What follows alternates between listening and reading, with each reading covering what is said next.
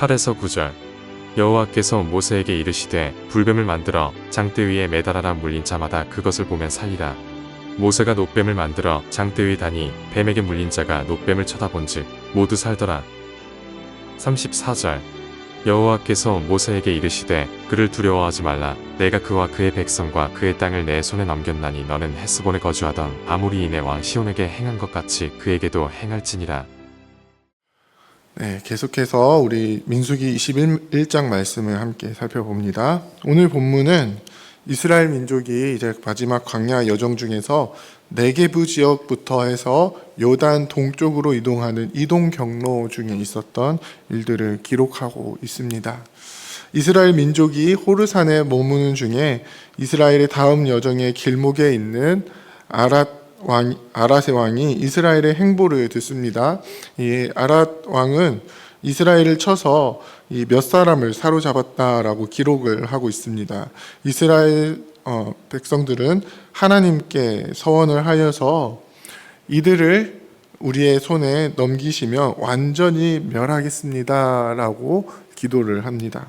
이 말은 우리가 만약에 이 아랏 사람들과 전쟁을 치르고 그 전쟁에서 승리를 한다면은 그 승리는 전적으로 하나님께서 주시는 것입니다라고 고백을 하는 것입니다. 하나님께서는 기도를 들으시고 아랏 사람들을 이스라엘 손에 붙이십니다. 이스라엘 민족은 아랏 지역을 완전히 멸하고 그곳 이름을 호르마라고 부릅니다. 사실 이 호르마는 출애굽 1세대들이 가나안 땅 정탐을 마치고 하나님께 이 광야 40년의 생활과 가나안 땅으로 그 1세대들이 가나안 땅으로 들어가지 못하게 될 것이다라는 징벌을 받은 후에 자신들의 잘못을 깨닫고 가나안 땅으로 올라갔다가 패배한 곳입니다.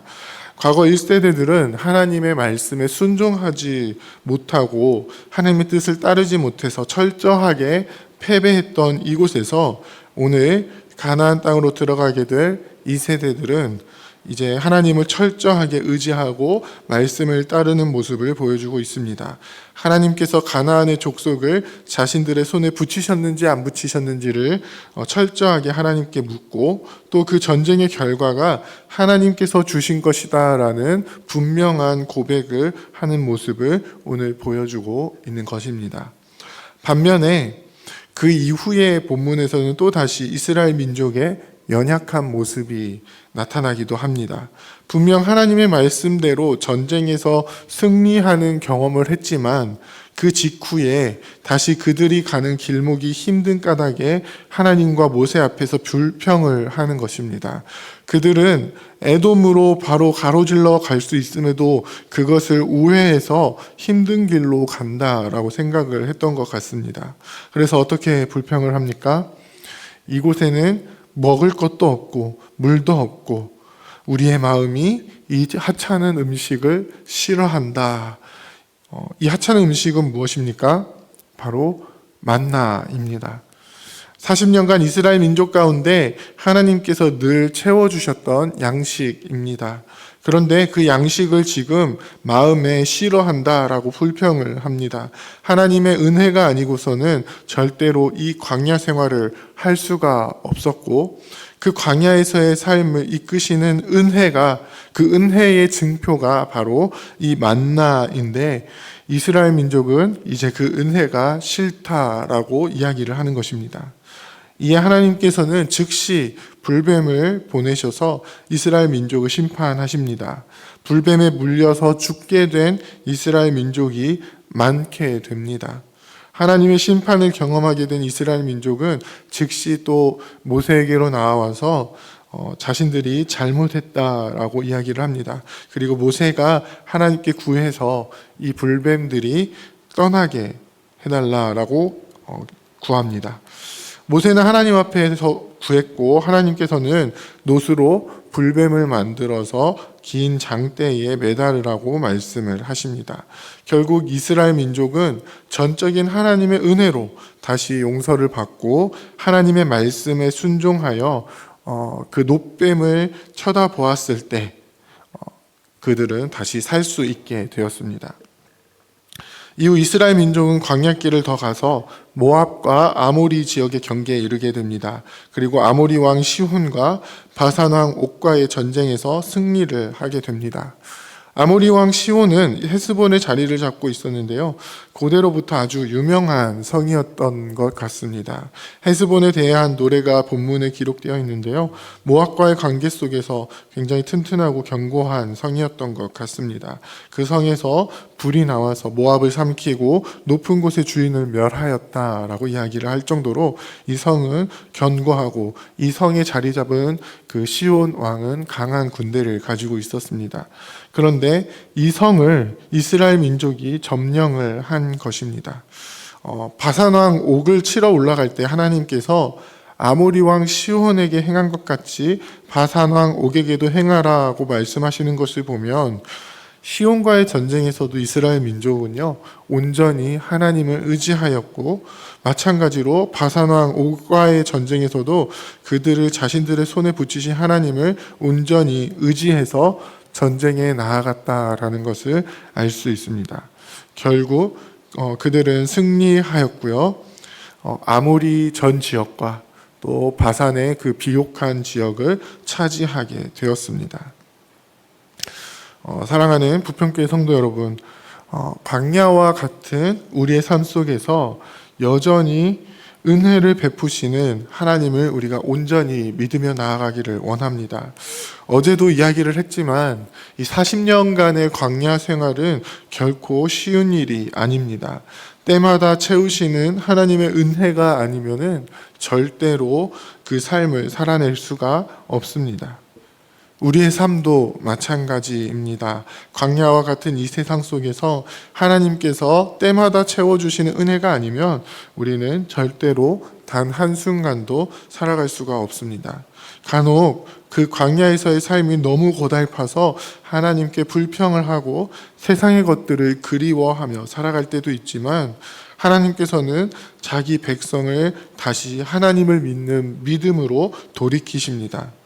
불뱀을 보내셨던 것처럼 가끔은 우리의 모든 것이 다 무너져 버릴 것처럼 보이는 그 심판을 당할 때도 있을 것입니다. 하지만 하나님께서는 어떻게 하십니까? 이 놋뱀을 통해서 하나님을 믿는 믿음으로 다시 나아올 수 있도록 이끌어 주십니다. 전적으로 하나님을 믿는 믿음을 통해서 다시 광야를 살아갈 수 있게 해주십니다.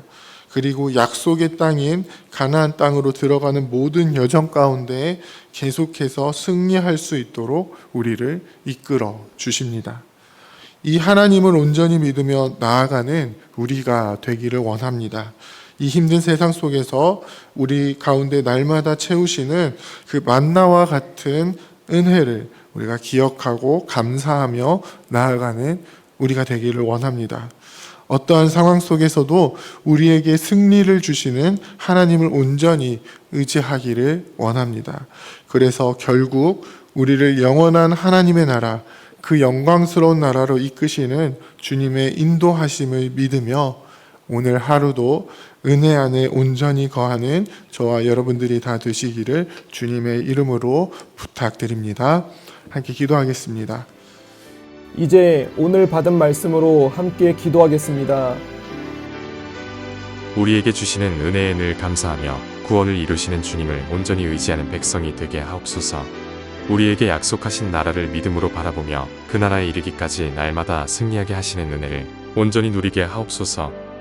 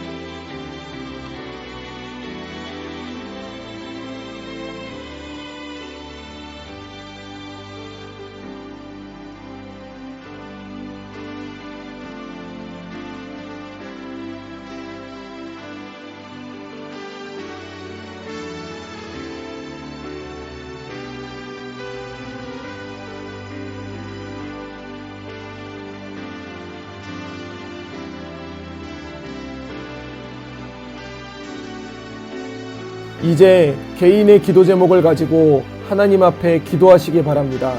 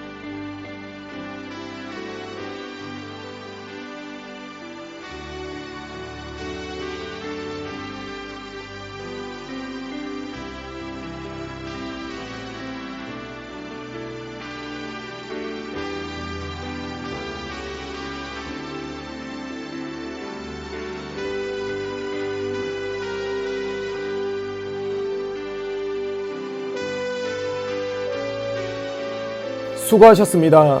오늘도 하나님의 인도하심 가운데 승리의 하루를 보내시는 우리 재건부평교회 모든 성도님들이 되시기를 주님의 이름으로 축복합니다.